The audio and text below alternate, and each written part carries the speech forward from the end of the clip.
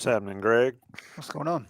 Not much. I I don't have a two-person thing, so it looks a little different, folks. We are live, waiting on Mr. Staples. Life and children happen, so we will get this party started, and then we'll get all the effects and everything started as soon as Jason gets here. Welcome to the Inside Carolina Game Plan Podcast. It's Thursday night, a little bit after 9 o'clock on the East Coast. Welcome to everybody joining. Something I'd like for folks to do is a couple things. One, if you're in the chat, let us know where you're from. I want to see who's the furthest away. Two, rate, review, subscribe, and make sure you're subscribed to the YouTube channel. And here comes Jason Staples. Now, Mr. Staples. How's it going? Life happens. Now I got to find the game plan thing. Hold on. There it is. Look at there. Fancy. 100 plus people here already. We are rolling. We are rolling. Let's get into it. Let me start over. Welcome into the Inside Carolina Game Plan Podcast. I'm your host, Tommy Ashley. We're sponsored by Johnny T-Shirt and JohnnyT-Shirt.com. I need some Johnny T-Shirt sweatshirts right now. It's cold outside. It's going to be cold Saturday in Kenan Stadium. Greg, Carolina and Georgia Tech, 5:30. Turns out they've played at 5:30 like 4 or 5 other times, which I've totally blocked out. But overall thoughts going into this one. A lot of folks don't think it's going to be much of one. agree with those people. It shouldn't be much of one. We can dive into why. I have gotten a lot of questions about the 5:30 start time, and as we talk about all the time in football and basketball, it's all about TV. That's it. And the funny thing about it is, the game that has, I would say, nothing to do with Carolina, is the reason the dominoes fell. But in actuality, when you talk about the college football playoffs, it kind of does matter. It's the USC at UCLA game. And just to kind of give you a brief snippet, I won't dive into the whole complex thing, but Fox has the rights to that game. They put it at 8 o'clock. And in the contract, a Disney-owned property, i.e. ESPN, is not allowed to put another Pac-12 game during that time slot. And so what happened was they had to reconfigure their entire setup. And so now I think the Oregon State, Arizona State game is at 2:15 p.m. So like, what is that, 11:15 a.m. local time? And because of that, they're able to stack on top of that. And Carolina Tech got to 5:30. I guess Alabama, Birmingham, LSU's afterwards at 9. So it's all TV, Tommy. It's all TV. It is all TVA. It provides us with a way to watch games. And thank goodness for a mute button on some of the things. You guys check out the chat. Look at people coming through. Gulf Breeze, Florida. Is that near Pensacola, Mobile, Pass Christian? I ask because if anybody's near Pass Christian, I guess Mississippi, I've got a gift certificate from a restaurant down there that I can't use. And it doesn't expire until next year. I'd love to send it to somebody. It's like $50. Jason Staples, what it is, man. I mean, we could do a pretty short game plan today because I agree with Greg that this is this game should not be close. It shouldn't. Could it be? If you fool around enough and you turn the ball over and bust assignments and all of that, then it could be. But this is not a good Georgia Tech team at this stage. It wasn't a good Georgia Tech team before the beginning of the season, and now with Jeff Sims pulling out, ready to enter the transfer portal at the end of the year, he's rehabbing and preparing for the transfer portal. That's a completely that team's toothless at this point on offense, and they're going to need to score points because I don't think that defense is going to be able to stop Carolina either. So let's talk about this. Let's spin it then to get some interest. Drake May is playing for a Heisman Trophy. Carolina is playing for a playoff berth. Greg, what does Drake May need to do before, hopefully for his sake, getting a little bit of rest late in this game? I mean, how do you sort of slowly mesh? Wrong week. My bad. How do you blend the fact that you want to win big, but you also want your quarterback to get some numbers? Well, Mack Brown has been pretty upfront for years now in saying that he doesn't take anything for granted, and he wants to make sure that a game is well in hand before he thinks about benching anybody. Case in point, look at the Virginia Tech game. North Carolina was up 41-10 in the fourth quarter of that game, and Mack Brown sends Drake May out for another series. So if people are worried that Carolina blows this game wide open, as they should, early in the third quarter, and in comes Jacoby Criswell, you don't have to worry about that. Yeah, I think didn't C.J. Stroud throw a 75-yard touchdown pass when they were up 42 to something odd last week? I mean, is Mac that type here? Probably. I mean, I think the crazy thing going through the Virginia Tech play-by-play is that Drake was running the ball with Carolina. That really bothered me too. I don't think Drake playing is going to be an issue. I think he's going to get plenty of snaps. And if Carolina ends up blowing out Georgia Tech, then his stats will look good. And he just needs to keep stockpiling numbers of the way that he's been doing. I think more than anything, what North Carolina needs is they need a strong, dominant performance.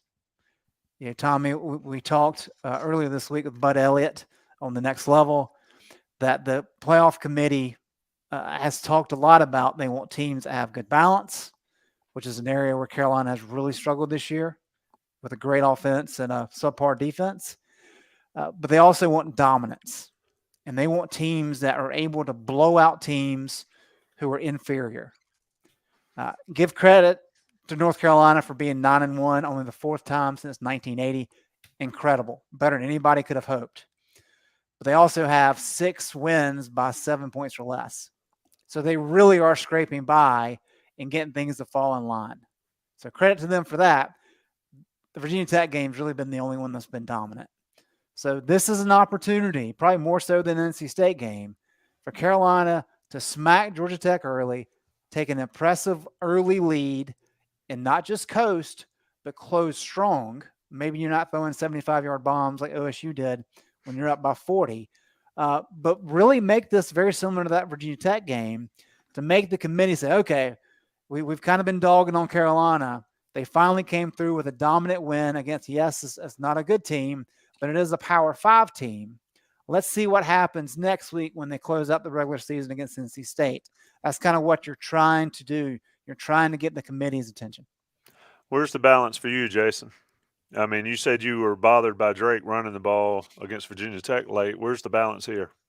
To me, once the game's in hand in this situation, late in the third quarter, if this game is 42-10 going into the fourth quarter, I wouldn't want to see Drake May. If it's 42-10, he's probably got 4 or 5 touchdowns already. Yeah, exactly. And at that point, I don't see what good you do keeping him on the field. He doesn't need to get, more polished, to knock the rust off or something in that quarter. And to me, you're risking somebody taking a shot at him. You're risking him, not going down on a slide, or there's just so many things at that stage where it's the chippy part of the game to begin with. And I don't see a whole lot of good in there. So I'm all my view on that. I'm all about keep throwing the ball, keep running your offense. I've fallen the Steve Spurrier school of it's their job to stop you. But yep. I believe in doing that with your twos once you get to a certain point in the game, because that helps build your depth. Get your 2s and 3s in there and build your depth. And you know what? If you give up a score and it ends up 42-17, fine. You just got better though. Mm-hmm. And you also avoided key injuries to guys that really matter. So I'm all about, I believe in double tapping a team early, get into garbage time. And the way I think about it is count the likely possessions. So if you're up 42-10, let's say, that's the number we're looking at.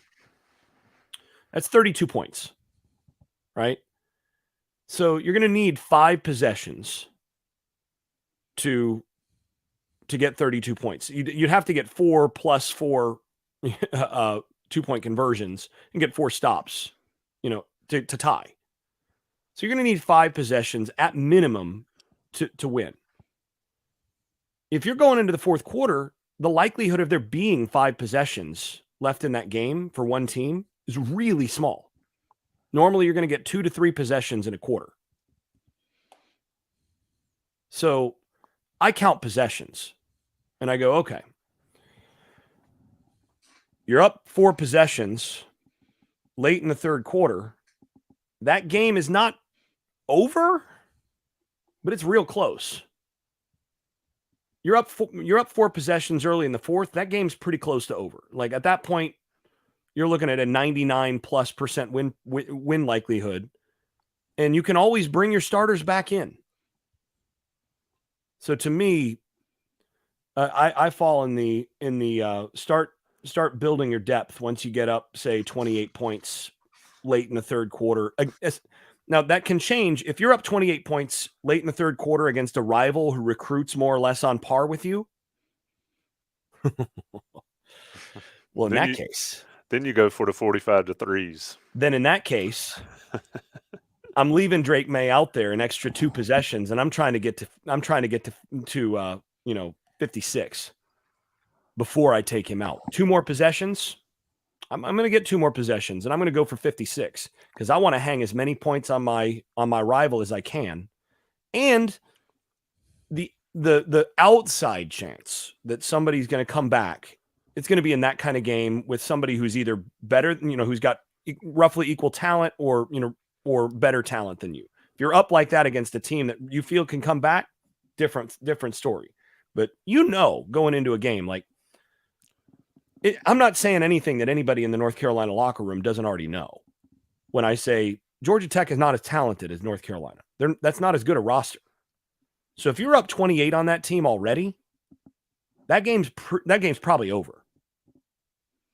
So then you treat that, you start to go, okay, we took care of business, time to build the depth. All right. You got some people fired up. Run it up against your rival, though. Here you go, Tommy. To just kind of build on what we're talking about in terms of this being a blowout. Clemson beat Georgia Tech 41-10 with Jeff Sims.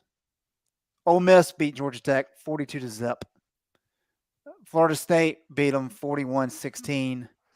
Miami, which is not very good, beat them 35-14 last week. Wow, so if an FCS team. I understand. People are saying, it could be close. Carolina's played a lot of close games. There's no reason for this game to be close if Carolina wants to be taken seriously as a college football playoff contender or as an ACC championship contender. It can't be. It can't be close if those things are going to be right. And all the one-score games have been away, right? They've all been the away games.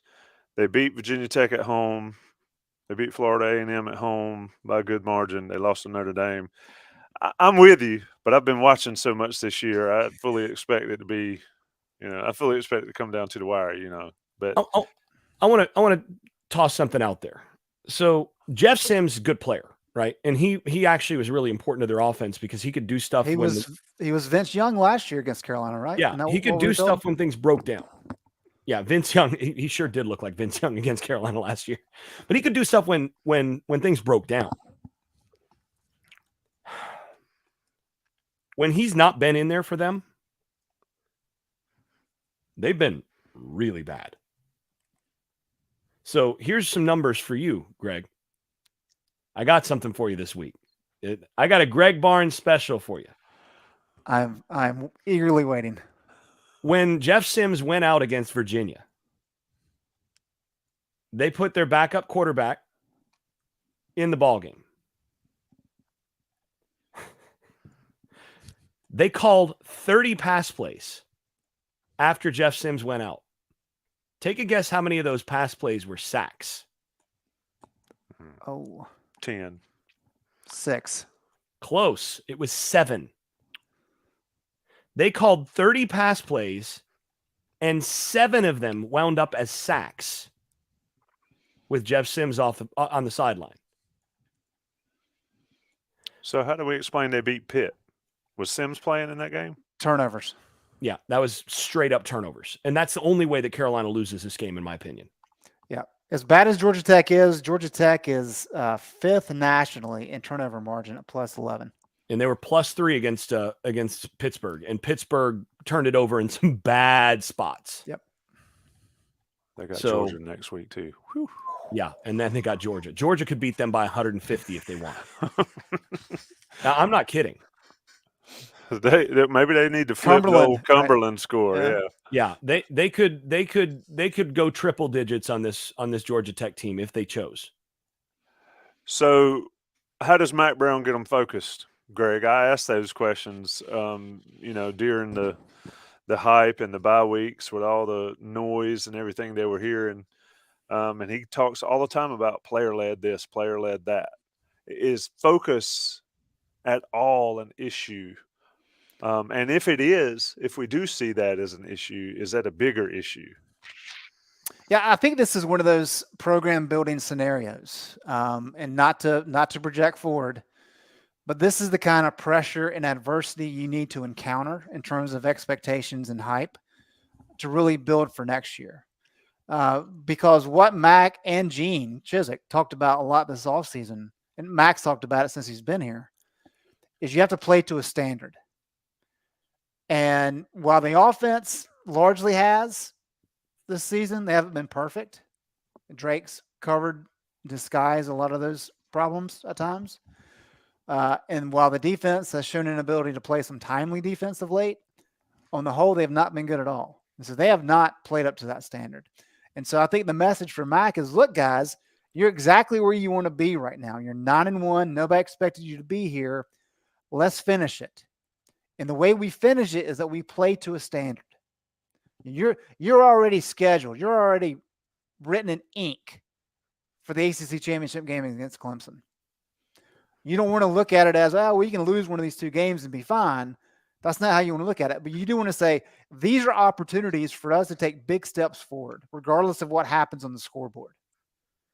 So set the standard, play to it. If you want to be in prime time, you want to be on the big stage, let's do it now. Let's elevate our play. Don't worry about the quality of the opponent. Do the best that we can do. And I think if you sell that, then that really not only helps you close strong this year, it really kind of gives you some motivation and some experience in that scenario into 2023 when, as we've talked about for a long time, that's when everybody is expecting Carolina to be relevant nationally all season long, not just late in the year. Yeah, Walter Holt asked on the boards, and you answered it. What can the staff do this week that will better prepare this team for the rest of the season? You spoke to that. The standard is an issue, is an interesting thing for North Carolina, Jason. What is the standard for this team? You've seen them now for 10 games. Let's say on defense, what's the standard for this team? Is it definable? Well, I think so. Standards are qualitative, right? So I don't believe you set quantitative standards in the sense of like the standard is giving up this many points a game, or the standard is giving up, 13 points to this Georgia Tech team or whatever, or fewer. I don't think it's quantifiable in that respect. The standard has to do with how well you execute the assignment that you have against the guy across from you. Mm-hmm. And so, you guys have known me for a decade plus now. Sorry about that. And has it been that long? Really? It has. Wow. It has.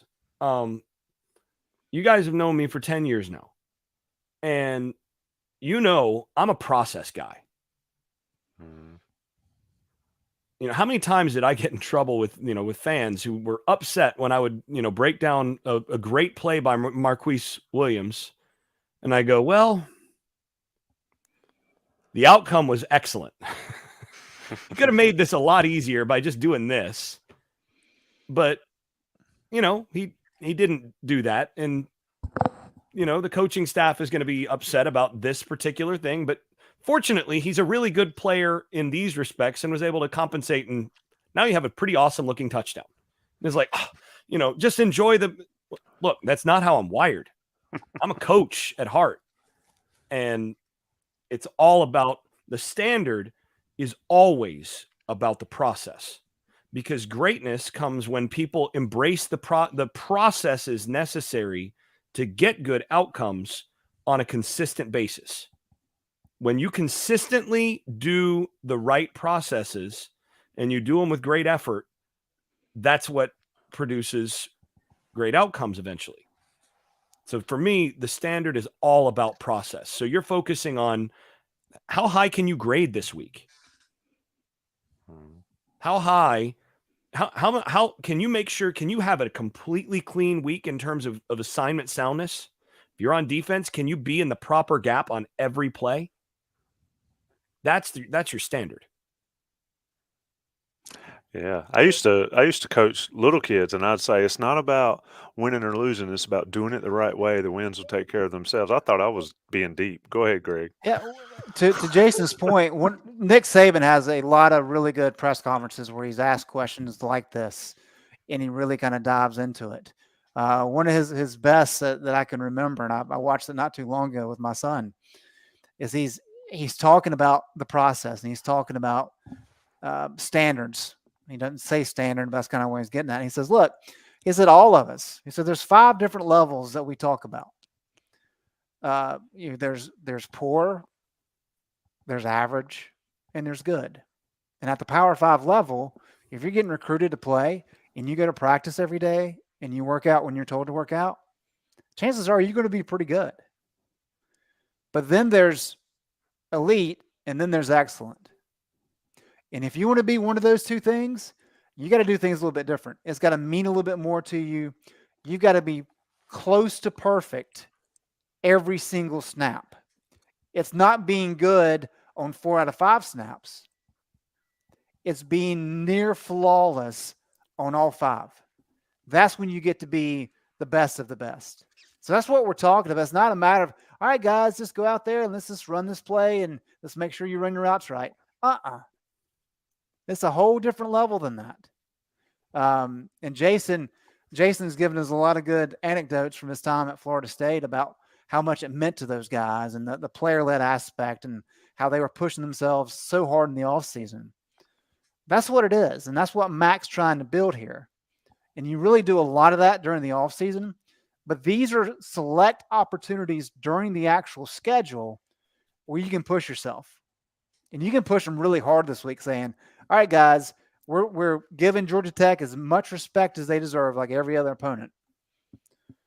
But really challenge them and say, look, let's really, really hone in, really lock in, and let's try to win every single. Did we lose, Greg? Single snap. The Wi-Fi man got you, Greg. You got me. You're back, Greg. Go ahead. Finish it up. It was good. I finished it fantastically, and I can't put it in better words than I did, so I'm not even going to try. It was like, man, did you see it? Yeah, did you see it? It was amazing. You don't have to tell him. He was there. It was in the ether.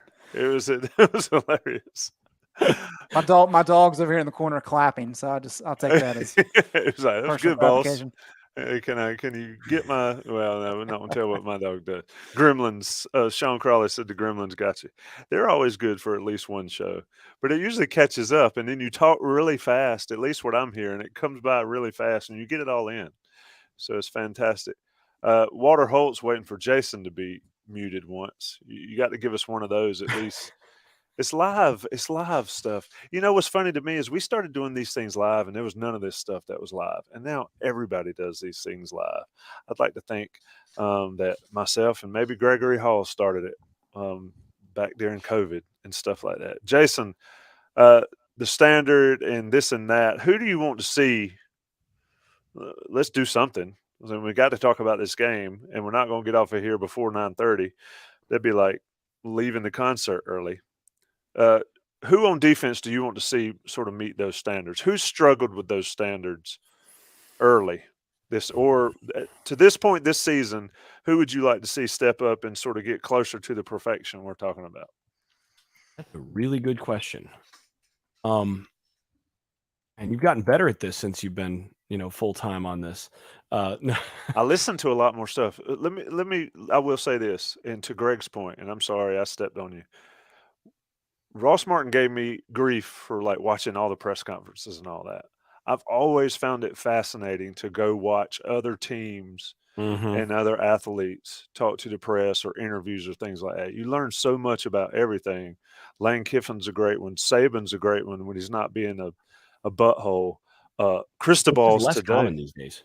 Yeah, he's happier. But how about Cristobal's today saying, "Shout out to the parents. If you don't like it, you can come pick your kid up." I mean, it's just fantastic stuff going on. Anyway, that's what you So do when you don't work so for the man Mario. anymore. That is so Mario. I texted my Miami guy and I was like, "Was this real? Did he really tell parents you can come get your kid if you're mad about playing time?" And he sure enough said it. There's rumblings around Miami that they're going to have about 30 players leave after this year. I don't know if it's a bad thing. I'm not sure it is either. I mean, they're certainly not connecting with those guys. So, I mean, at a certain point, you manage people up and out, you manage them up or out. So the question is whether or not the people they bring in, they're going to be able to manage up. And I have some real questions about, the Miami coaching staff, but that's another thing. No, I completely agree with you about getting to watch other people's stuff. And this is one of the things that I've actually really benefited from doing so much stuff with two teams every year, watching Florida State and, paying real close attention as I cover them, and then paying equal attention, and covering Carolina so hard. You get to see a lot of different things, and some things start to rhyme. I was actually reflecting on this the other day. That it's been kind of funny because it's both fortunate and unfortunate in some ways that the two programs in the last 10 years have kind of not been exact, but they've kind of followed the same kind of level of trajectory. When Florida State went down, Carolina went down too. And then when Florida State was way up, Carolina was in the ACC championship game. And then this year, Carolina is going to play for the division crown, and FSU is suddenly looking like they, belong in the ACC again. So, that it's been sort of interesting to watch the rise and fall of both programs, and then rise again, and see the commonalities in certain things, and see some of the places where there are differences, and go, oh, interesting. But the commonalities have been more interesting than I think the differences, because you see some of the same things culturally that come up, like, oh, that changed, and then they both got better. And sure helps when you have a quarterback playing really well.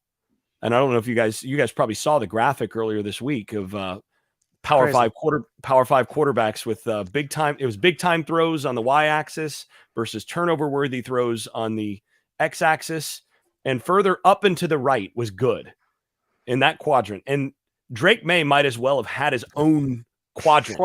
Right. Yeah, he was like, you had everybody else in the country kind of clustered, and then a few, outliers, kind of toward the top or bottom of it. And then you had Drake May out by himself. Like, well, hey guys. He's like the Tom Hanks and waving at everybody down there. Yeah, he's absolutely just like way out there by himself.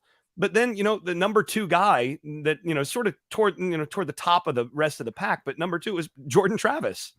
It's like, interesting. No surprise that both teams have suddenly looked really good this year. It turns out that having a quarterback, kind of helps. And Sam Howell did that in terms of building back. Without Sam, they're not where they are right now. They wouldn't have Drake May, I don't think, without Sam Howell. So, yeah, I think it's really interesting to see those comparisons. I agree with you, Tommy, getting to watch other stuff when you get to see other coaches and see other perspective and see what other fan bases are angry about. And you go, they're angry about that too. So are they. Maybe that's just a fan thing. It's like all the same. It's like literally the same. Everybody complains about their offensive line. Yeah, everybody complains about officiating.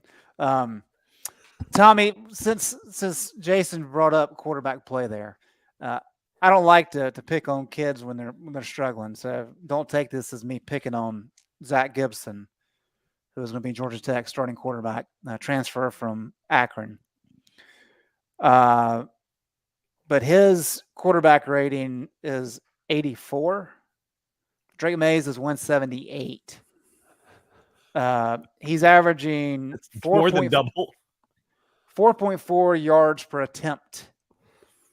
So he's not throwing the ball down the field, and he's still completing less than 50% of his passes. It's a mess that they have on their hands. And that's when he doesn't get sacked. Correct. He's got a 44 quarterback grade in PFF, 39 under pressure, and he hadn't played a whole lot. He has not attempted a pass with Georgia Tech holding the lead. Hey, shout out to them dudes for playing. Yeah, I'd done quit. Yeah, most of his success in terms of passing statistics have come when Georgia Tech is trailed by 15 points or more. Wow. So it is really a slog. And look, not to dive off into the advanced metrics. I know fans are probably sick of hearing it with regard to the defense. But in order for the defense to make significant strides, the window is really closing. It may have already closed because, I mean, Georgia Tech, I mean, some of this is with Sims playing, but they're 128th in the country in points per drive at 1.1. So if you say they have 12 possessions in this game, I mean, if they score 14 points, I mean, that could actually hurt Carolina in the metrics and some of the metrics. So if you're looking for reasons of how the defense can improve on the metric side of things, I mean, you're talking about a shutout, but I think they need to score fewer than 10. Yeah. I think with Gibson being quarterback, though, the opportunity is there for the defense to really gain some confidence, whether false or not. But any success that you have, continued success, that's a good thing for NC State. That's a good thing for Clemson, and then the next game after that. So they can really use this as a building block game, even though there's really not a lot of opportunity to improve some of the key metrics that we've talked about all season. Yeah, and I'm going to answer Tommy's question finally. About the players, yes, and, Yeah. and why are we talking into an epic Georgia Tech performance? We are talking it into existence. No, look, I'm still a glass half full. Not going to happen. Glass half empty. Tony Grimes is the guy I'm picking To step up. That's the guy that I want to see. He's not had the season that he or anybody else wanted from him, and that's the guy that I want to see really have a quality game to kind of build some confidence. And he's going to have every opportunity to gain some confidence in this game. But what I actually really want to see from him is I want to see him come up and tackle with good fundamental soundness and physicality, which he struggled with that this year. And you kind of understand. I mean, the first game one, he got a concussion. And he's never been like super fundamentally sound as a tackler. He kind of, has always kind of tossed himself in there. But I want to see him actually come in and play physical against the run, somebody coming to the outside and really just play his assignment properly and use his body correctly and get guys on the ground. Wouldn't hurt for him to, have a few coverage snaps where he's able to, maybe corral an errant throw here or there. But that's a guy that I mean, he's still a pretty talented guy, but I don't see a whole lot of confidence from him right now. And I don't see, some of the physicality that I'd like to see there. So that's a guy I'm looking at. And really, this is a game where with a quarterback that's struggling that much, and the thing is, one of the reasons that he's struggling that much is they are bad on the offensive line. Like, Carolina fans complained about the offensive line the last couple of years, and there were justifiable complaints because, as I was saying the last couple of years, they're squandering NFL talent on that offensive line by not being as good as they should be. But they were like average on the offensive line, or pretty close to average. Georgia Tech is bad on the offensive line. Like, they can't block. And so you combine that with a quarterback situation that they've got, you should be able to get some opportunities as secondary. But this is an opportunity to let your defensive front eat a little bit and get into some gaps and get into the backfield, because you're not afraid of this team beating you deep a bunch to really make you pay. So you attack this team. Yeah, I mean, Grimes stepped up and made a pretty good tackle. He got the guy on the ground against Wake Forest there on that last drive. That was an important tackle. I'd like to see him come up and hit somebody like Storm Duck did. Was it Pittsburgh? Yeah. That it was just like broke all of the whatever Storm Duck had him was wrapped up in. All that stuff shattered off of him when he made that tackle. Sure felt like it. Yeah, it was just like he broke free of whatever he had going on, and he's played well since. And you referenced the play against Wake Forest. Grimes needs that type of play. And I watched some of that when I saw Storm Duck make that play against Pittsburgh. You're talking about, Tommy. That's the kind of hit like Kendrick Burney and Charles Brown used to deliver all the time. Mm-hmm. And maybe they weren't the best at coverage, but they would lay a hit on you in a heartbeat. And Carolina's just really been lacking that. So I agree. The physicality hasn't been there. And I think you can build confidence that way. We talk a lot about it with Marquise. Fedora even talked about it. Marquise needed to get hit. Like once he got hit in the game, they're like, okay, now he's settled in. Now he kind of understands what it's about and all these things. And he played better. And I think we've seen a little bit out of Storm, and hopefully some other guys can kind of flip that switch, and that would make the defense a lot better. Yeah, I mean, I think when you get your bell rung and you get concussed, that changes the game. But he needs one of those moments. People are in the chat talking about Jimmy Hitchcock and all that. I mean, Bracey Walker back in the day when I was at Carolina, his nickname was Novocaine because he put people to sleep. And so a different game. Norris Davis. Look, I can age myself in a heartbeat. I know Mac Brown 1.0 very well. But anyway, let me talk about Johnny T-Shirt right fast. I've let it slip. It's 9:40 on the East Coast. We're going to get out of here a little bit before 10. But Johnny T-Shirt, JohnnyT-Shirt.com. Go see them and get the sweatshirts and the hoodies and even a blanket or two because you're going to need it Saturday in Keenan Stadium. It's going to be a little chilly. Shop at Johnny T-Shirt. Tell them Inside Carolina sent you. Get the premium code off the message boards. You got to be that premium member, and you get the 10% off. Take care of them. They take care of us on East Franklin Street and online. A great place to go prior to Carolina and Georgia Tech at the fine time of 5:30 in the afternoon. National guys pay the bills. It is game plan, Georgia Tech week. All right, boys. Got a few more minutes in this one. We're going to put a bow on this one. And we're talking about players that need to step up. I asked Jason. He detailed Grimes. Who do you think, Greg?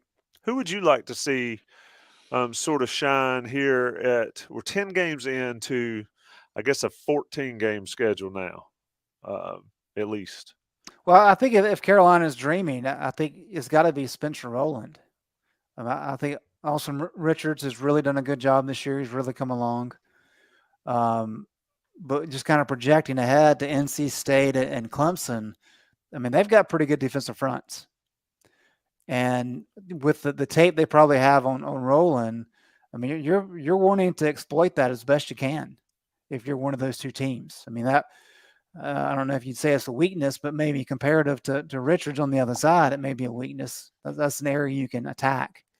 And so more reps at this level, some success, as we talked about earlier, in terms of building confidence, that'd be really good for Spencer Rowland this week to really kind of set him on a good path for the challenges to come, because Georgia Tech's not terrible defensively. They're not really good. But after this week, North Carolina is going to be playing some really good defenses. And so it's really time for, if Drake May's your only hope, it's going to be tough. But if you can get good, solid performances from your offensive front, as well as the wide receivers doing what they've been doing, and Elijah Green, then you're really talking about, okay, well, we feel solid across the board. But I think some of those guys up front, primarily Spencer, if they have good weeks, that bodes well for Carolina moving forward. Yeah, and they need to stay healthy this week. And he struggled a little bit against Wake Forest. And Lord knows State will put somebody over there, and then you got KJ Henry for Clemson, Sure. and those guys. So they got to figure it out there. Drake's fantastic, but you don't want him to have to run for his life every time. And I'm quite sure NC State's going to try to do everything they can. Shout out to the 300 plus people here on the Game Plan Podcast live on a Thursday night. Georgia Tech week coming up. We haven't given Georgia Tech much of a chance, and that's because Jason Staples says so. Jason, anything else we can talk about as far as this game, as far as what this team needs to do? I think it's a program game. I think it's I don't say must wins on these, but this is a must show out and look good game if all this stuff we've talked about, Heisman trophies, playoffs, are still realistically. What do you see? What else you got for Georgia Tech? It really isn't a whole lot. I mean, it really is just take care of business on the offensive side. Their defense is actually pretty decent. They're decent. But again, the problem is their offense is not good, and Carolina's defense needs to take care of business on that side of the ball. That's as simple as it gets. You got to take care of this team that should not be able to score. They should have trouble scoring double figures on you, and you need to take care of business on that. That you need to take some pride in that aspect of things. Beyond that, it's just take care of the football and get out healthy. Play crisp football and do your job. But the defense needs to go out and take care of business and take another step forward. It'll feel real good if they go out and take care of their business and do to this team what they should. Tommy, a couple of things here. I know people like to talk about Carolina being young. I would argue that a little bit, but Georgia Tech is starting 13 underclassmen. That's kind of where they're at right now, and it's kind of a mess. Carolina starting 5 underclassmen, and then the other part of it that I wanted to mention. Well, I had it in front of me. Okay, here it is. So we talk about turnovers for Georgia Tech. I mean, that's the only way Georgia Tech wins this game is by having success and forcing some turnovers. Carolina hasn't coughed up a lot of balls, so that's part of it. But the wild thing about Georgia Tech is they lose 41-10 to Clemson, 0 turnover margin. They lost 1, gained 1. So it's not like Clemson stacked up on turnovers. Ole Miss, Georgia Tech they won the turnover battle that game. They lost 42-0. Against Florida State, Georgia Tech won the turnover battle 2-0 and got spanked 41-16. And we talk about how bad Miami has been of late. Yes, Miami beat them 35-14. That was the only game all year long that Georgia Tech has lost a turnover battle. So give them credit. They've done a good job in all but one game this year of minimizing turnovers and then creating some. But that is their only path to have some success. And against some of these better teams, that still wasn't good enough. So that if you want to hang your hat on turnovers for Georgia Tech to have life, do so very carefully. Georgia Tech is outscoring their opponents in one period or one quarter, and that's overtime, 3-0. All the rest, they have been different versions of shell during the quarter score. And let's go to predictions. I got a feeling I'll know where this one's going. And Buck Sanders, Jeff Goldblum in the chat. Buck will join us again on the day after. Everybody gets a break. I don't blame him for wanting a break from this crowd, but Buck will be back. Jason, predictions. I'm going to go with Carolina 41, Georgia Tech 10. I think this is one where the offense may actually not have quite as good an outing in this one as you might expect, especially early, because that Georgia Tech defense is, as I mentioned, they're pretty decent, and they've got some players up front. They got one guy on the defensive line that looks like he ought to be at Bama. I mean, he just is a freak. But I think ultimately they'll wear down, and I think Carolina will score the necessary points. And I don't see them scoring a whole lot, even against Carolina's defense. They may have a couple things early if they have some good plans in there, But ultimately, you got to be able to block and throw the football, and I don't think they do either very well. And that's not a good way to score points. Greg Barnes. Yeah, it's going to be really cold in the second half. It's going to be in the 40s. I'm just reaching at straws to make this more competitive than how it looks. But I'm with Jason. I mean, the Georgia Tech offense. Carolina's catching a break here. I mean, just not even the backup quarterback. Got a third string quarterback who's really struggled. So that's good for Gene Chizik. But I'll say, I don't know what Jason say, 41-10. That's kind of where I was going. Let's say 45-7. How about that? There we go. Interesting. Look, here you go, Jason. Here's some attaboys. Great job with the Drake and Josh film breakdowns. They have been fantastic this week. Hopefully, we'll get to see more of that. Okay, Slagle, come on. People are calling for a Slagle question, but he hadn't come up with one. He wants to bring pressure and run the football. I think Carolina wins the game. I mean, I'm with y'all. I'm the kick dog, though. I think it's a Noah Burnett field. No, I'm joking. If it's a Noah Burnett field goal in this one, then Carolina might as well wipe away any of the hopes of those extra things that we've talked about. I think Carolina wins. I think Drake puts up 45-50, and then gets out of there. Let's go 48-20. Tech gets a late score. Somebody shout out on the message board, assuming a blowout's way overconfident. We haven't assumed much this year, and this game does not need to be close, and I think Carolina understands that. I think Mac Brown's got this team understanding that this is a game that cannot be close if you want to be taken seriously on the national scale. And that being said, we'll see how much they listen and how much they've grown and matured and all during the course of the year. Carolina beats Georgia Tech, goes 10-1. Hey, guys, they're one ahead of my pick. I had them at 9-2 right now. They can go 10-1 if they beat Georgia Tech. Jason, Greg, anything left? Any meat on the bone, as Buck likes to say? Nothing? Over under on Jacoby Criswell touchdowns. 1.5. Over or under? Under. But I think it'll be 1. Do we think Mike Houston's going to be the next head coach at Georgia Tech? Somebody posted something on Twitter, said Dion. I'd love to see it. You talking about press conferences to watch. What do you think about Dion, Jason? No, I'm not going there. I don't want to get in that discussion.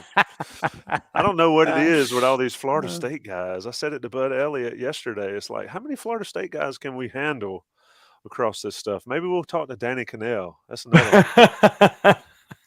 We'll just get the whole team there. We'll have a Florida State reunion. It's been the game plan. It's been Thursday night. It's 9:51. We'll get out of here a little bit early. 300 plus the entire show, guys. You guys are awesome. Join us for the day after at 8 o'clock on Sunday morning. I expect everybody that's in here to be in there and bring the biscuits and bring the breakfast and bring the coffee. Buck Sanders, Jason Staples will join me. Shout out to the rest of the Inside Carolina podcast crew. Check them out. All the videos, all the podcast content, and, of course, me. No, too much me. I'll see you guys on Saturday. Appreciate it, Greg and Jason. Thanks, you Tommy. too, Jason. All right, guys.